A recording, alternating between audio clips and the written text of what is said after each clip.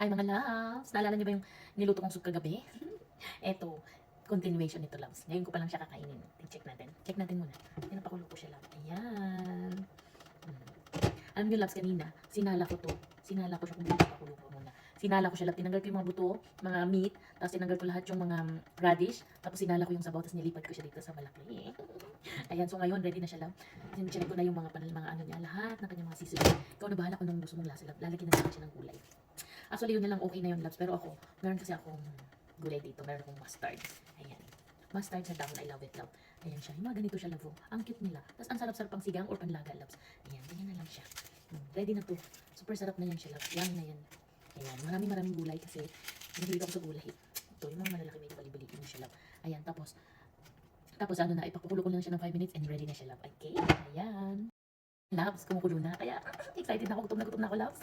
Ito pa yung aking first meal of the day. Kaya, inantay ko talaga na mag-sinjay para nanood ako sa video. Ayan, loves, oh. Ang sarap-sarap, diba? Ayan, oh. Oh. Ayan, ganyan lang siya, love. Yun lang yung pinaka-tikman natin. Sarap. Tamis-tamis. Hindi matamis-tamis yung sabaw, loves. Diba? Kaya, ganun lang. Ganun lang ang recipe ng pagluto ng pork bone and radish soup. Yan, sana nag-enjoy kayo, love. Kain na!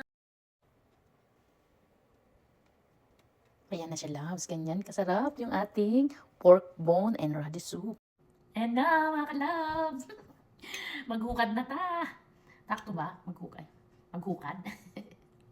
Ayan na, loves. Oh, ang sarap. Ang sarap-sarap. Angang-angang. Yung kalahating jalapeno na nilagay ko lang. Give you really good kick. Kaya kain na tayo. Siyempre, ito yung aking pork bone and radish soup at saka yung 18 grain ng rice. Ayan, loves. Black rice. Kung gusto nyo po ng paano ko niluluto to, comment down below kayo. Turang kayo paano ko to niluluto. Kasi ganyan talaga yung kinakain ko. Paborito ko kinakain. At saka yung aking orange juice. Panoorin nyo yung recipe nito, loves. Nandiyan din. Gusto ko sinishare yung mga homemade juice. Ayan, love. Ito yung radish. Mm, mm, mm, mm. Oh, ang sarap, love. Ang sarap-sarap nung sabaw. Bali, niluto ko yung pork bone soup, love, ng mahina. Ng parang 2.5 hours. Kaya kung makita mo yung buto, love, pag mahina lang yung ano nyo, buo pa rin yung buto. Ayan siya, oh. Buo pa rin siya, loves. Pero pag ginanon mo yung meat niya, ayan, loves. O, diba? Ah! Tapos yung rice natin. Hanggang nawala yung sun. Parang lumilim konti yung yung sun. Ayan.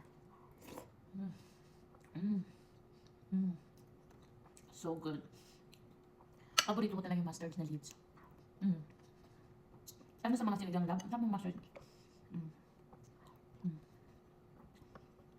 Kahit hindi ba nakakainin yung laman labs eh. O yung lasa niya, napunta na sa sabaw lahat labs. So, ayan. Ano ba yan? Dumilim yung Nagtago yung haling araw. Ngayon lang maaga ako nagising. Kasi nag-flash ako ng guts ko. Parang detox ako. And then, gising ng bahay, laro ako ng ganda-gandahan today. Tapos feeling ko, araw-araw na lang ko pangit. Araw-araw na lang. Kaya, sa weekend off ako, mapaglaro ako ng ganda-gandahan.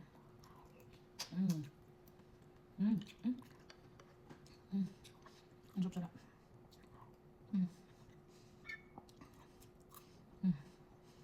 Yung rice ko lang, wala yun siyang 1 cup, parang half a cup lang. Side dish lang yan, loves.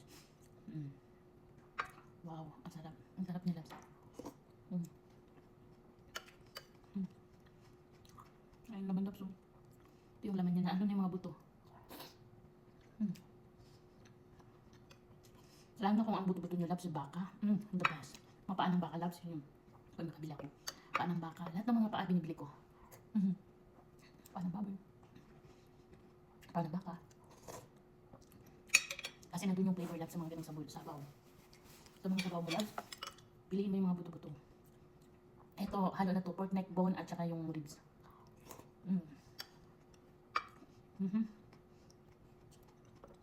Nag-i-stack ako lagi ng mga buto-buto, loves. Kasi, mahilig ako sa sabaw. Ang lambot. Yung labanos, love, ang sarap na. Parang,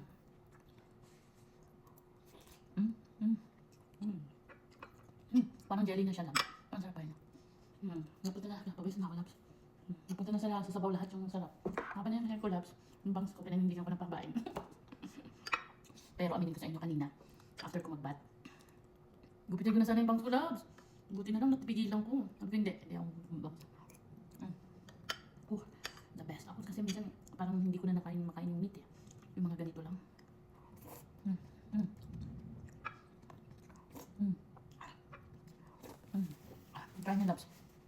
Alala niyo pag ginawa niyo itong recipe na to. Mm. Mm. Mm. Mm. Ang yummy. Yung lasa ng labanos lang, hindi na siya lasang labanos. Ano kayong lasa nito? Pag patatas na siya. Mm. Lahat yung niluto ko lang ako nakakain. Siyempre, alam mo kasama kumain ha. Mm. Mm. Actually, yung recipe na to, pag ginagawa ko, wala nang ganito lang. Wala nang dahon-dahon pa. Nagkataon lang na kahapon. Galing ako sa Korean market. May nakita ko. Ay, nilagyan ko na ng kawain na. Mm. Super sarap na lalo. Pero pag ginawa mo to lang, mga buto-buto, radish lang at maraming luya at garlic. Mm. At saka yung maraming onion. Kaya yung clear, malinis na yung sabaw ko, labs. O, ayan. Mm. Kaya, luto ka na rin, love. Love na. Mm.